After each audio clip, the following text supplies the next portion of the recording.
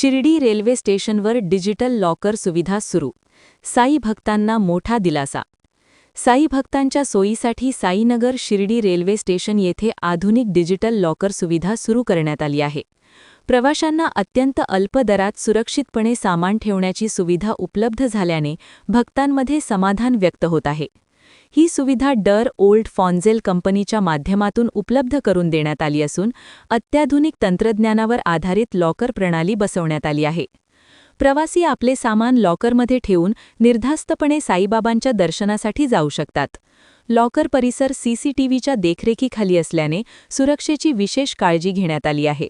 दरम्यान या digital locker सुविधेचे उद्घाटन रेल्वे प्रबंधक अनिल शुक्ला, कंपनीचे डायरेक्टर अनिश नागरे, सेल्स मॅनेजर सन्मुख सुंदरम तसेच रेल्वेचे विविध अधिकारी यांच्या उपस्थितीत पार पडले. यावेळी एचएल मीना, आयपीएफ, सौरभ झा, सीएचआय, अनिल तायडे, आनंद मेढे, सीबीएस आदी मान्यवर उपस्थित होते.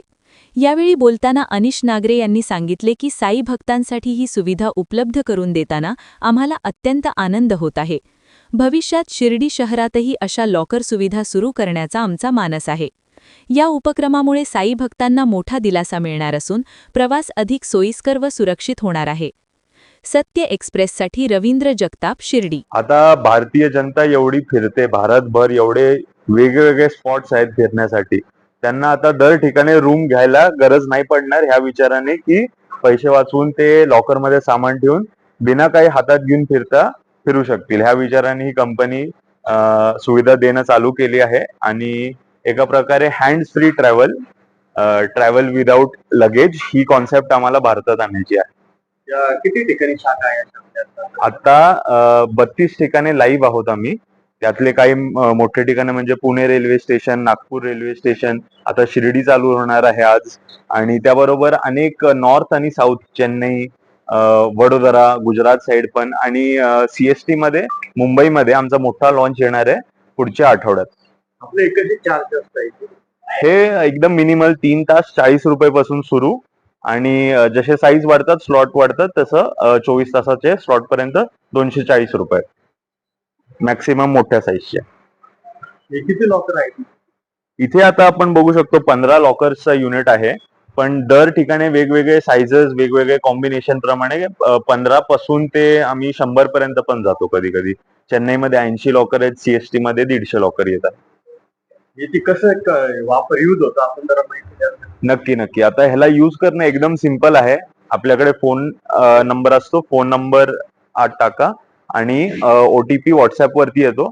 ओटीपी दर्ज करायचा आणि त्याच्यानंतर तुम्हाला स्लॉट सिलेक्ट करायचा आहे, किती तास हवेत, कुठली साईज हवी आहे, आणि त्याप्रमाणे गुगल पे, पेटीएम, कुठल्याही युपीआय सुविधातनं पेमेंट करायची आहे. आणि हे करून आपला दरवाजा ओपन होतो, ज्याने आपण सामान आत ठेवू शकतो. नंतर जेव्हा आपल्याला परत यायचंय घ्यायला, तेव्हा फक्त फोन नंबर, ओटीपी टाकायचा आणि परत तुम्ही सामान घेऊ शकता. मध्यातनं जर तुम्हाला सामान घ्यायचं असेल तर ती पण सुविधा आहे, आणि चेकआउट पण करू शकता एकदा तुमचं स्टोरेज करून झाल्यावर.